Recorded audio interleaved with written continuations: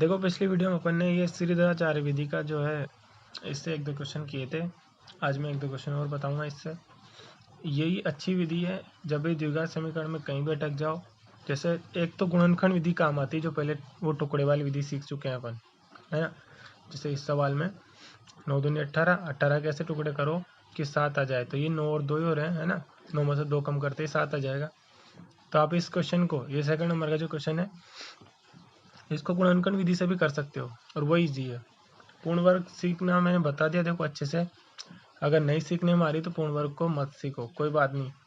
आप 2 विधियां तो रखना, एक तो गुणनखंड, जब टुकड़े नहीं हो, जिस सवाल में आपसे टुकड़े नहीं हो उसको श्रीधराचार्य विधि से कर लो, ठीक है। 2 विधियां तो रखना। लेकिन अब देखो थर्ड नंबर क्वेश्चन बता रहा हूँ मैं, इसको देखो। x + 1/x = 3 है और यहाँ दे रखा है x ≠ = 0 और इसको हल करना है। ये इस तरीके से हल कीजिए और विधि कौन सी अपनी, वही श्रीधराचार्य विधि से हल करना है। तो देखो श्रीधराचार्य विधि जो है वो लागू कब होती है, जब समीकरण का रूप जो है वो इस तरीके का हो जाओ, ये ऐसा ax² + bx + c बराबर, तभी तो हमें abc मिलेंगे भाई। श्रीधराचार्य विधि में क्या आता है, मूल बराबर क्या होता है, मूल x बराबर क्या होता है, -b + √b² - 4ac/2 है। तो जब तक हमें abc पता नहीं है, जब तक आप जो है श्रीधराचार्य विधि नहीं लगा सकते हो। तो पहले समीकरण को इस वाले रूप में चेंज करो, उसके बाद ही आप जो है ये श्रीधराचार्य का सूत्र लगा सकते हो। तो कैसे चेंज करेंगे वो देखो। ये तो हमें रूप बनाना है इसका, इस तरीके से बनना चाहिए ना, बराबर में 0 आना चाहिए। ये अपोन का काम खत्म करो। तो देखो मैं अब बता रहा हूँ कैसे करेंगे, है ना।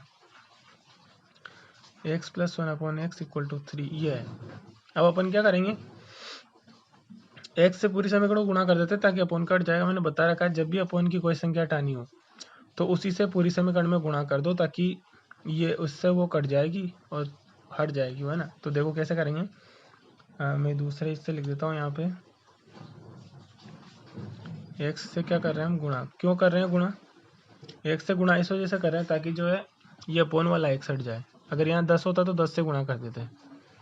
फिलहाल x से, तो x से गुणा करें, तो x से गुणा करेंगे तो इस x से देखो इस तरीके से ये पूरी समीकरण ऐसी कैसी लिख रहा हूँ मैं।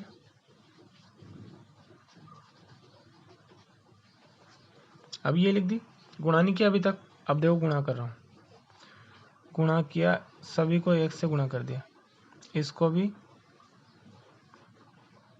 चाहे आगे लिखो चाहे पीछे लिखो, उससे कोई फर्क नहीं पड़ता है ना। और ये यहाँ चाहता तो मैं इसको यहाँ भी लिख सकता था, x को। देखो x से गुणा कर दिया, सभी को, सबको ही करना पड़ेगा। इस पहले वाले x को भी x से गुणा कर दिया, 1/x को भी x से गुणा कर दिया और 3 को भी x से गुणा कर दिया, ठीक है। x × x कितना हो गया यहाँ पे, x², और यहाँ x से x कट गया, ये दोनों कट गया तो कितना बचेगा, +1, बस ये 1 बचा और इक्वल टू में 3x। हमें देखो कैसा रूप बनाना है, पहले 2 घात वाला पद, फिर 1 घात वाला पद, फिर अचर, फिर बराबर 0। तो इसको ऐसे चेंज कर दो कि x², इस 3x को इधर लाना है। क्यों लाना है, क्योंकि x वाला पद तो इधर रखना है x² के बाद, तो 3x उधर से इधर आएगा तो माइनस का हो गया, और ये +1 इसके बाद लिख देंगे और बराबर 0। कोई यूँ नहीं कहेगा कि सर +1 माइनस का क्यों नहीं हुआ, क्योंकि इस वजह से नहीं हुआ क्योंकि +1 लेफ्ट हैंड साइड में ही था और अभी भी लेफ्ट हैंड साइड में ही है। हमने इसका पक्षांतर थोड़ी किया है, पक्षांतर तो हमने 3x का किया है, राइट हैंड साइड में था जिसको इधर लाए हम। एक को तो बस हमने 3x के बाद में लिख दिया, है तो LHS में ही हो। अब देखो ये रूप जो है इस तरीके का बन चुका है, मतलब ABC के मान हम पता कर सकते हैं। ये इस टाइप का सामान्य रूप बन चुका है। तो बस ऐसे लिख देंगे यहाँ पे, ये इक्वेशन A मान लो कोई सी भी, है ना, और ये इक्वेशन 1 मान लो। तो ऐसे लिख देंगे, इक्वेशन A से तुलना कर रहे हैं हम, तुलना से तो ABC के मान पता चलेंगे।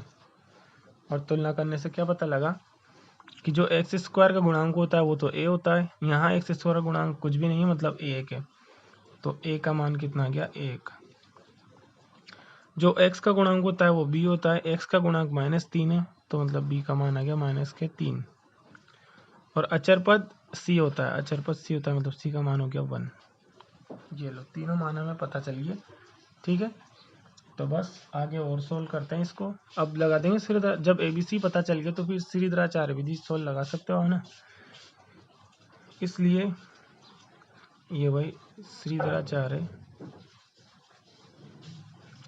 सूत्र से श्रीधराचार्य सूत्र लगा दो। श्रीधराचार्य सूत्र क्या कहता है वो भी देख लो कि मूल x बराबर, ये मूल होते हैं, कल बता चुका हूँ, द्विघात समीकरण से जो x के मान प्राप्त होते हैं दो, उन्हीं को मूल बोला जाता है समीकरण के।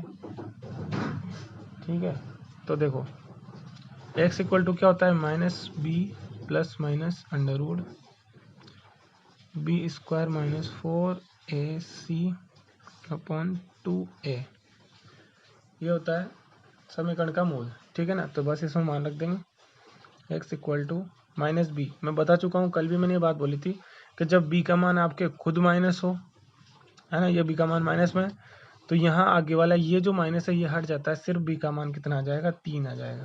और ये कैसे आता है कल भी बताया था मैंने, क्योंकि यहाँ लिखना है माइनस बी। अब देखो मैं फिर बता देता हूँ, जब आपको माइनस बी लिखना है तो क्या करोगे, माइनस और b का मान खुद -3 है, तो ये माइनस माइनस क्या हो जाएगा, प्लस, और ये +3 आ जाएगा। ठीक है, तो यहाँ पे मैं सीधा +3 लिख रहा हूँ इस तरीके से। बी स्क्वायर मैंने कल भी बताया था, माइनस की संख्या का स्क्वायर करो या प्लस की का स्क्वायर करो, कोई फर्क नहीं पड़ता है। यहाँ चाहे +3 रखो चाहे -3 रखो, कोई फर्क नहीं पड़ेगा। 4 इंटू ए का मान 1 और सी का मान भी 1 है, ये इस तरीके से, और अपॉन 2 इंटू ए का मान भी कितना है, 1 है। और देखते हैं आगे, 3 प्लस माइनस ये सोल्व कर लेंगे, अंडर रूट 3 का वर्ग कितना होता है, 9, और 4 एकम 4 हो जाएगा इधर, फिर अपॉन में 2, ये 2 का गुणा भी 1 से कर दिया अपन ने ना। अब देखो और आगे, 3 प्लस माइनस 9 में से 4 कम कर दो, कितना बचेगा, √5 और अपॉन 2 हो जाएगा। बस एक बार प्लस चिन्ह ले लो, तो ये इधर तो x बराबर चल ही रहा है, देखो ये आगे है ना, x बराबर है, इस वजह से x बराबर एक बार तो प्लस का चिन्ह ले लिया, तथा x बराबर एक बार माइनस का चिन्ह ले लो, और ये हमारा क्या गया, आंसर। ठीक है, बस ये इतना सा सवाल है, बहुत आसान है बिल्कुल, बस आपको माइनस कैरी करना आना चाहिए। रूट वगैरह में थोड़ा ध्यान रखना है। अगर यहाँ कभी भी रूट में माइनस वाली संख्या नहीं आनी चाहिए, मतलब अगर ऐसा होता कि ये 4 इधर होता और ये 9 उधर होता, तो रूट में माइनस की संख्या जाती, क्योंकि 4 में से 9 कम करते तो माइनस के 5 बचते ना, तब आप यहीं रोक देते और कहते थे कि मूल काल्पनिक है, मूल वास्तविक नहीं है, ऐसे लिख देते हैं। ठीक है, यहाँ तक की बात श्रीधराचार्य विधि की मैंने बता दी। अभी जितने भी क्वेश्चन बच रहे हैं सब आपको ही करने हैं, इसकी अच्छी प्रैक्टिस होनी चाहिए। देखो आपकी, मैं क्वेश्चन नंबर 3 बता रहा हूँ, ये जो लैंग्वेज वाला है। लैंग्वेज वाले क्वेश्चन में क्या करेंगे, देखो, दो ऐसे क्रमागत विषम धनात्मक पूर्णांक ज्ञात कीजिए। दो ऐसे क्रमागत विषम धनात्मक पूर्णांक ज्ञात कीजिए जिनके वर्गों का योग 290 हो। तो देखो, जब इस सम संख्या ज्ञात करनी रहती है तब अपन क्या मानते हैं, n, और विषम संख्या माननी रहती है, सॉरी 2n, और विषम संख्या जब माननी रहती है तब क्या मानते हैं, 2n + 1।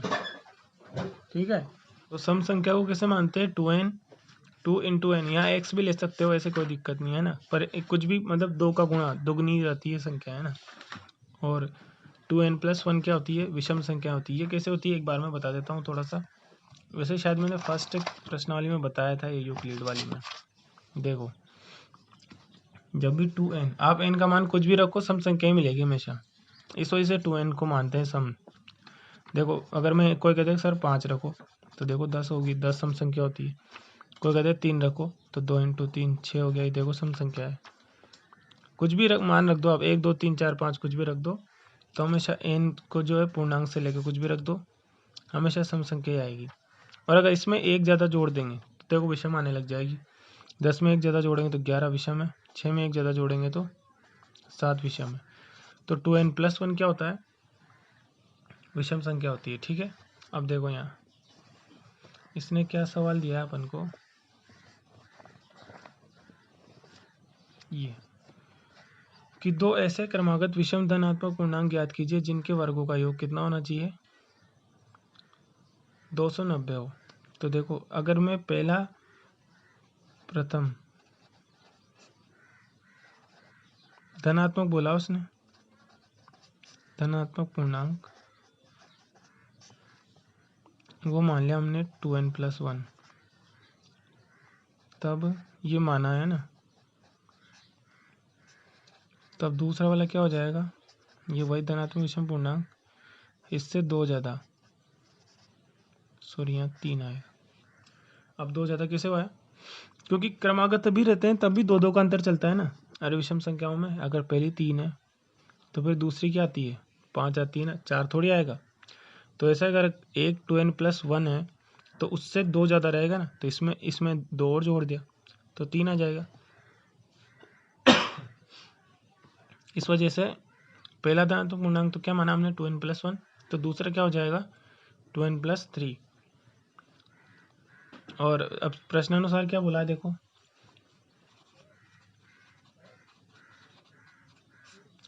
प्रश्नानुसार इनके वर्गों का योग किसके बराबर है, 290 के। तो वर्गों का योग कर दो, 2n+1 का वर्ग प्लस 2n+3 का वर्ग, और ये बराबर होगा 290 के। ठीक है, अब कर दो, ये होल स्क्वायर बनेगा, ए प्लस बी का होल स्क्वायर से ओपन कर रहा हूँ मैं, सब जानते हैं ये स्क्वायर।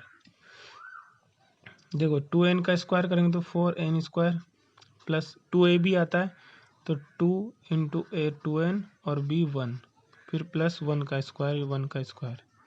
ऐसे ही यहाँ 2n का स्क्वायर 4n² लिख रहा हूँ और प्लस 2 × 2n और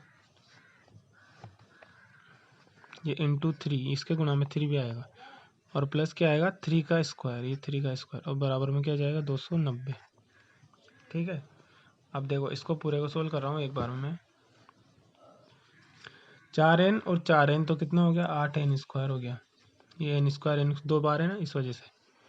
यहाँ पे देखो 2 × 2 4n तो ये है, और 2 × 2 4n और इंटू 3 12n है ना, 4 3 12, सॉरी 2 दूनी 4 और 4 3 12, 12 और 4 ये कितना हो गया 16n, ये हो गया।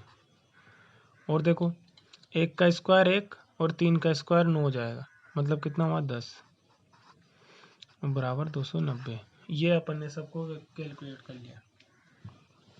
दोबारा बताता हूँ, देखो n² कहाँ कहाँ आ रहे हैं, एक तो यहाँ n², एक यहाँ n² है, तो 4 और 4 8n² हो गया। इसका गुणा करके देखो 2 × 2 मतलब 4n तो इस जगह है, और यहाँ 2 × 2 × 3 भी है, ये वाला 3 गुणा हुआ ना 2ab, तो 2a और b है ना, इस वजह से। तो 2 4 4 3 12 12 यहाँ पे, तो 12 और 4 कितना हो गया 16n हो गया। और संख्या कौन कौन सी है, यहाँ संख्या है और यहाँ संख्या है, तो 1 और 3 का स्क्वायर 9, तो मतलब 10 ही हो गया। 290 को उधर ले आओ, द्विघात समीकरण बनानी है। तो देखो 8n²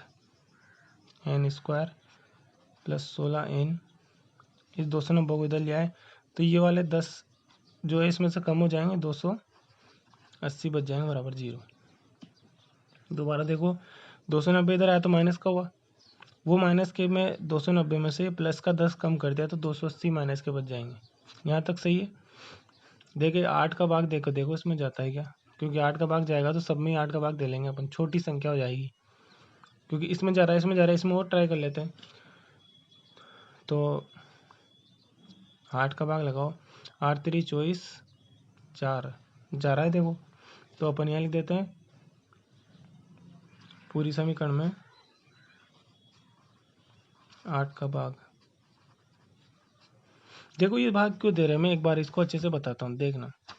कभी कभार क्या होता है, जैसे कोई समीकरण ये है x + x² + 2x + 3, इस तरीके से समीकरण।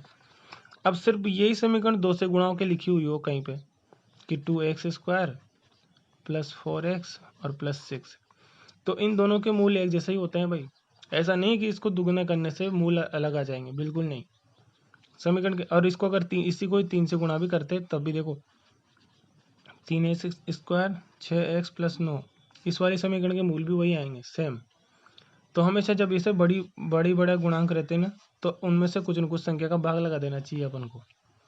ताकि सिंपल हो जाए, छोटा काम हो जाए, जैसे यहाँ पे हो रहा है। देखो हमारे यहाँ भी इसके 8 ही गुणांक, यहाँ 16 है, तो हमने देखा इन दोनों में तो 8 का भाग जा रहा है। इसमें वो ट्राइकल अगर भाग चला जाएगा तो हम इसको छोटी बना देंगे समीकरण को, 8 का भाग देखें, और देखो भाग दे लेते हैं। 8 का भाग दिया तो ये 8 यहाँ से कट गया तो n² बचा। 16 में कितनी बार गया, 2 बार भाग गया। और 280 मोड़ देके देख लो तो देखो 8 3 24, 4 बच जाएगा 40, और 8 पंजे 40। ये लो देखो छोटी समीकरण होगी, मान तो वही आना है और समीकरण छोटी होगी। अब चाहो तो इसको द्विघात समीकरण से सोल्व करो, और चाहो तो गुणनखंड विधि से सोल्व कर लो, दोनों विधियों से कर सकते हैं अपन। देखो मैं गुणनखंड विधि से बता रहा हूँ, है ना, क्योंकि स्क्वायर यहाँ का गुणांक 1 है। 35 कैसे टुकड़े करो कि 2 आ जाए, 7 पंजे 35, 2 आ रहा है। देखो ये भी है, ये भी है। प्लस का 2 लाना है तो ये प्लस के साथ और माइनस के 5 रख देंगे, ताकि प्लस के साथ में से 5 कम करेंगे तो प्लस के 2 बच जाएंगे। आगे देखो n² + 7n - 5n - 35 बराबर 0। n कॉमन ले लिया तो n यहाँ से एक n बचेगा, +7 बचेगा। यहाँ से पूरा माइनस का 5 कॉमन ले लिया तो n + 7 ही यहाँ पे बच जाएगा बराबर 0। ठीक है, ये कैसे बचा, 5 5 दोनों में है ना, 35 में के अंदर भी तो 5 है, 7 × 5, तो 5 जब दोनों जगह से माइनस कॉमन आ गया तो अंदर प्लस बच जाएगा। अब देखो ये n + 7 पूरा कॉमन, तो एक और ब्रैकेट क्या बन गया, n - 5। और एक चीज़ ये ध्यान रखा करो, जब x² का गुणांक n² या x² का गुणांक जब 1 होता है यहाँ पे, तो हमेशा जो आप टुकड़े करते हो ना वही ब्रैकेट बनता है। देखो टुकड़े किए जो ही ब्रैकेट बने, ये 7 और 5 ही तो -5 ही तो टुकड़े किए थे अपन ने, और बराबर का 0 साथ में चलता हुआ आ रहा है। ये इस तरीके से बस अलग अलग 0 के बराबर कर दो, तो n + 7 भी 0 के बराबर और n - 5 बराबर भी 0। यहाँ से n का मान आया -7 और यहाँ से n का मान आया +5। अब देखो हमने सवाल क्या था, हमारे विषम धनात्मक पूर्णांक लिए थे, वो धनात्मक थे, था ना, धनात्मक पूर्णांक, विषम धनात्मक पूर्णांक, ये यहाँ पे। इस वजह से आप जो है ये वाला मान इसका नहीं लोगे बिल्कुल भी, जो माइनस का मान आया ना इनका, ये वाला मान नहीं लेंगे। क्यों नहीं लेंगे, क्योंकि हमें तो धनात्मक की बात करनी है, तो धनात्मक का मान जो आया उसी को लेना है आपको। तो n बराबर मान क्या गया, 5। अब उस विषम पूर्णांक जो अपन ने माने थे ना भाई, दोनों हमें से, उसने n का मान थोड़ी, n तो उसने कहा ही नहीं कि n क्या होगा, n से उसको क्या मतलब, उसने तो कहा था कि 2 क्रमागत धनात्मक विषम पूर्णांकों का वर्गों का योग 290, तो उन दोनों को पता करो।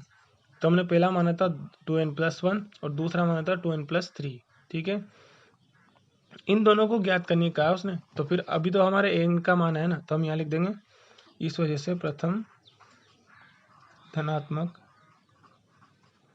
विषम पूर्णांक, वो तो क्या था 2n + 1, इसमें मान रख दो 2 × n, n का मान कितना, 5 + 1 कितना हो गया, 2 × 5 = 10 और 1 11 हो गया।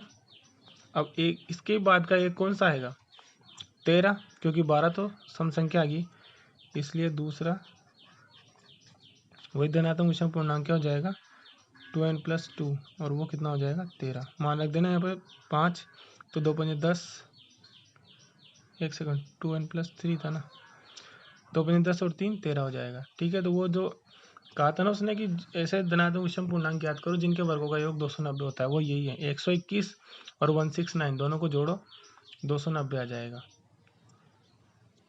ठीक है, तो इस तरीके से करने। अब यहाँ से चाहते तो तुम ये द्विघात श्रीधराचार्य विधि भी लगा सकते थे। देखो एक बार मैं जल्दी से बता देता हूँ इसको, श्रीधराचार्य विधि से भी अगर गुणनखंड नहीं करते तो श्रीधराचार्य विधि लगाते। कैसे लगाते, अब देखो मैं जल्दी बता रहा हूँ। ए का मान कितना 1, बी का मान कितना 2 और सी का मान कितना -35। ठीक है, लगाओ श्रीधराचार्य विधि। -b -2 ± √b² मतलब 4 और -4 × a का मान 1 × c का मान -35। ठीक है, और अपॉन में 2, a का मान 1 है तो 2 ही आएगा सिर्फ। अब क्या करते हैं, x बराबर -2 ± √। देखो ये माइनस माइनस प्लस हो चुका है, ये माइनस और ये माइनस प्लस हो गया, और 35 का 4 से गुणा कर देंगे तो कितना हो जाएगा, 5 चौके 20, 2 4 3 12 और 2 14, 144 हो गया है, और अपॉन में 2, तो x बराबर -2 प्लस माइनस यहाँ हो जाएगा 12। 144 का अंडर रूट कितना होता है, 12 होता है, अपॉन 2। बस एक बार प्लस चिन्ह ले लो, एक बार माइनस चिन्ह ले लो, आंसर वही आएगा। देखो प्लस चिन्ह लोगे तो माइनस का 2 प्लस 12 होएगा, माइनस के 2 प्लस 12 कितना होता है, 10 होता है। एक्स बराबर नहीं, एन बराबर आएगा, सॉरी अपने एन में है ना समीकरण। 10/2 करोगे तो कितना माना जाएगा, 5। और जब दोनों में माइनस लोगे तो -2 और -12 माइनस के 14, और 14/2 करोगे तो 7। 7 वाला मान हमें लेना ही नहीं है माइनस का, तो 5 ही मान लेंगे, और उससे वापस ये दोनों में मान रखोगे तो आंसर आ जाएगा। ठीक है, तो इस तरीके से करने हैं सवाल। अगला ये आगे के 2 क्वेश्चन में सिर्फ समझा रहा हूँ, आपको ही करना है। ये वाले क्या लिखा हुआ है, 2 संख्याओं के वर्गों का अंतर 45 से तथा छोटी संख्या का वर्ग बड़ी संख्या का 4 गुना है, तो दोनों संख्याएं ज्ञात कीजिए। 2 संख्या के वर्गों का अंतर कितना है, 45 है, तथा छोटी संख्या का वर्ग बड़ी संख्या का 4 गुना है। बस यहाँ से कर लेना है आपको। तो छोटी वाली संख्या को मान लो x, छोटी वाली संख्या को x मानना है। फिर क्या बोला है, दोनों का वर्गों का अंतर 45। ये लाइन बाद में काम आएगी, पहले अगली लाइन पढ़ो।